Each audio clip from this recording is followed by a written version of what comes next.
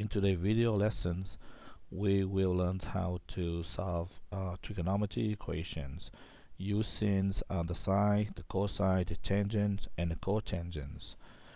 So the sine, we say sine, we pronounce sine, but it's spelled like sins, because the full spellings of the sine is S-I-N-E, and as you can see, we just want to use the first three letters of the word. So the sine it's spelled as sin, and the cosine C-O-S, the tangent is T-A-N, and the cotangent is C-O-T. So what is the ratio? How do we calculate the sine of an angle? So let's say we have a right triangle. Okay, so this is the right angle, and of course we need to know this angle. This is what we call the reference angle, and the sine of an angle theta is going to be equal to the opposite divided by hypotenuse. So what is the opposite? What is the hypotenuse? So the opposite is the opposite side. Okay, so you just put the side right here. So a lot of you think this is opposite angle, but we call the opposite side. So what is the opposite side? So opposite side is the side that is directly opposite from the angle. So this is the opposite side. So the slant side is we call hypotenuse, and the bottom we call the adjacent. Okay, so the cosine is going to be the adjacent divided by hypotenuse. For the tangents, you can divide the opposite over adjacent, and the cotangent just going to be adjacent over the opposite. And also the tangents can be solved by using the sine divided by the cosine, and the cotangent just gonna be flip up the tangent, which is cosine divided by the sine. So now we know those ratio for trigonometries.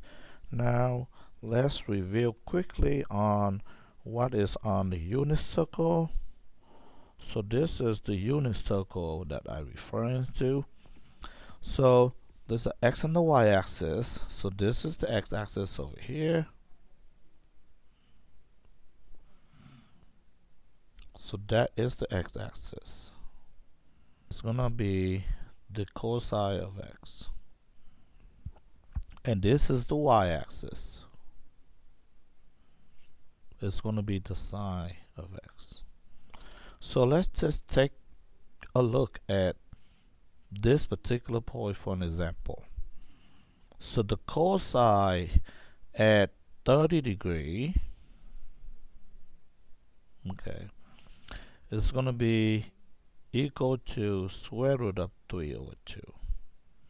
And the sine of 30 degree is going to be 1 over 2. And pi over 2 we call the radian unit, and 30 we call the degree. So just remember the rule, that is, the first number is the values of the cosine, and the second number is the values of the sine. So that is on the unit circle. So let's do some of the problems that I have here. Okay, so after you move the square root of 2 to the right and then divide it by 2, you're going to have x sine of x equal to negative square root of 2 over 2. Okay, so now let's use the unit circle first, and then I'm going to show you how to use decimals to find the x. Okay, so let's use the unit circle. Let's pop the unit circle. So remember now we need the sine of x equal negative square root of 2 over 2. Okay, so what is x? So let's try to find the sine that equal to the square root of 2 over 2. There's one right here. There's another one right here. So this is the sine of x. This is the sine of x. So what is x then? So x would be, in the degree, would be 225 degree. For this one over here, x would be, this is right here. Okay, so you have to use the entire thing is go together like this. Okay, so be 315 degree. In the radian unit, x is equal to 5 pi over 4. And for this one, x equal to 7 pi over 4. So you have two different x here. Now it's one because both of them have the answers which equal to the square root of 2 over 2. So it would be 225 and x equal to 315. So now think about the degree. Okay,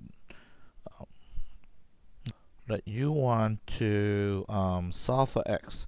So to solve for x, you're gonna find the inverse of this number. So what do you do? I don't have a little space here.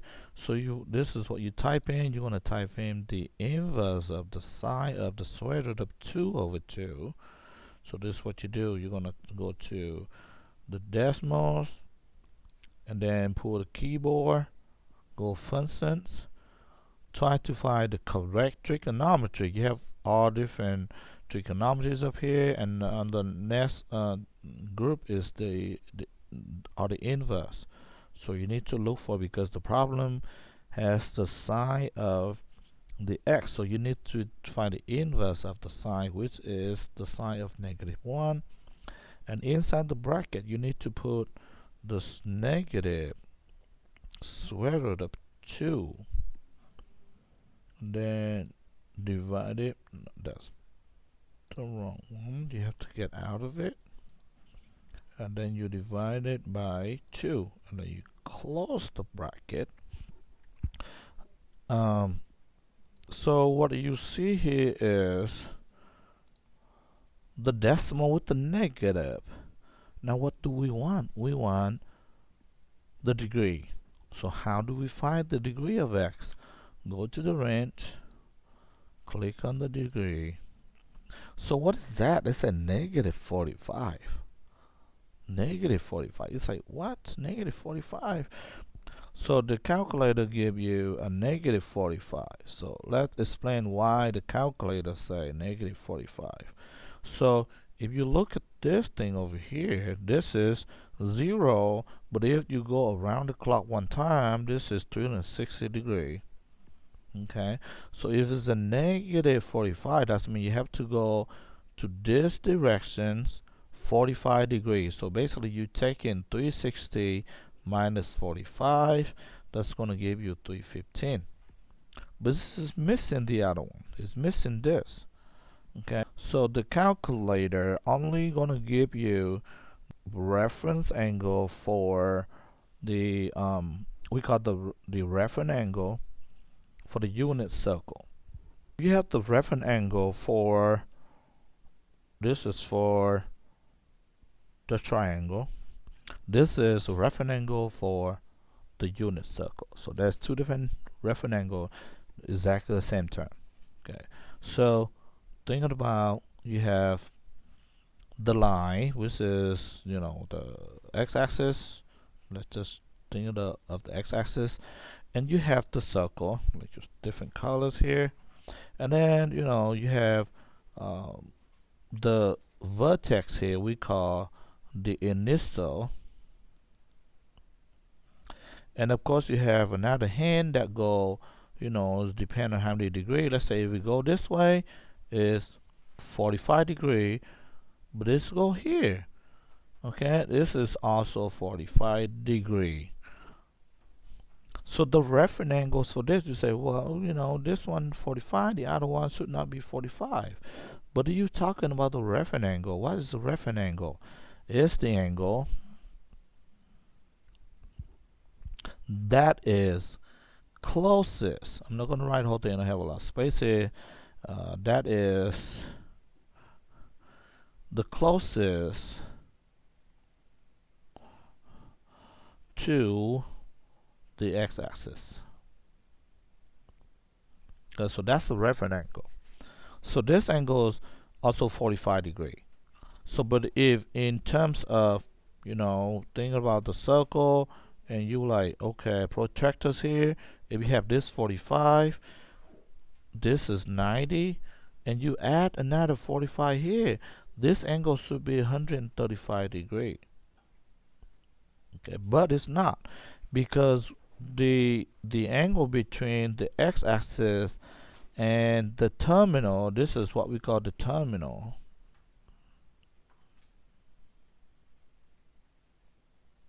Okay, this is what we call the terminal vertex. So the gap between, the gap, we call the angle between the terminal and the x-axis is 45.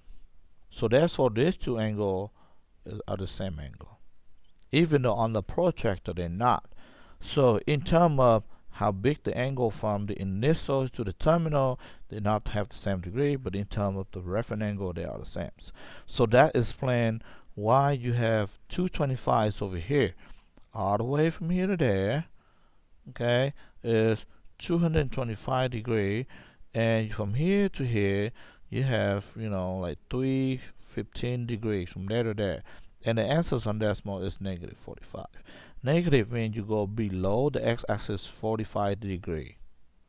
Okay, you go to the right direction 45 degree. So if you're using decimals, sometimes you're gonna miss. You might not find the answer if you don't understand the concept of the reference angle of the unit circle. Be better off just use the provided unit circle that you're allowed to use on the test. So let's continue on to do different problems. Okay.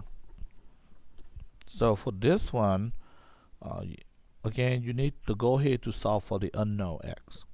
So first you're gonna minus 4 from here, right? So you minus 4, so you're gonna get sine of x equal to 1. So what is x? So let's look for the unit circle here. I'll make it a little bit smaller so we can see right away.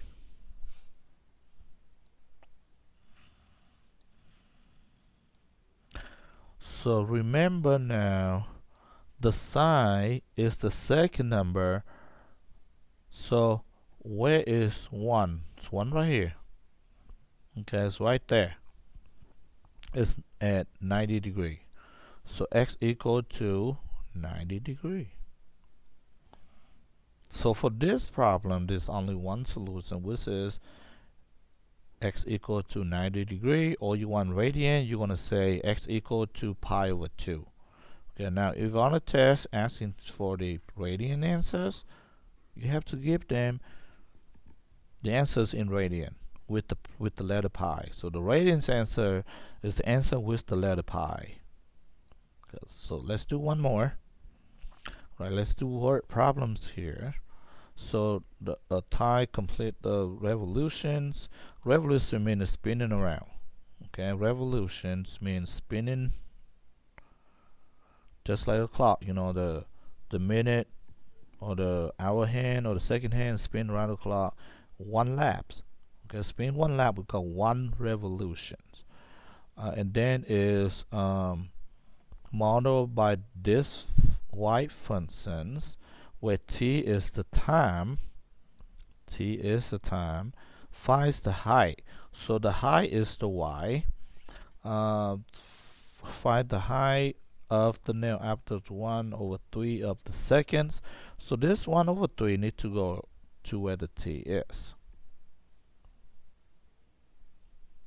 So I'm just going to replay. I'm just going to put one uh, third in for t. So then y equals negative 3 over 2 cosine 2 pi 1 over 3 plus 1.5. So y equal to negative 3 over 2 cosine. It's going to give me what? 2 over 3 pi, and then plus 1.5. Now let's look for the values of cosine at 2/3 pi. So let's get the unit circle pull up. Let's find that. So we want 2 over 3 pi. You can see right here. Okay, so we want 2 over 3 pi. It's right here. So I'm gonna put this in the box. Okay, now the first number is the cosine, so it's equal to negative 1 over 2. I'm going to bring it over here. So it'll be negative 3 over 2, negative 1 over 2, plus 1.5. Now I'm just going to continue to simplify this and multiply those two. 3 over 4 plus 1 over 5. Now 3 over 4 is 3/4. So 0.75 plus 1.5, that is 2.25. So this is the height. So to answer the questions, the height for the nail, right? So the height is 2.25.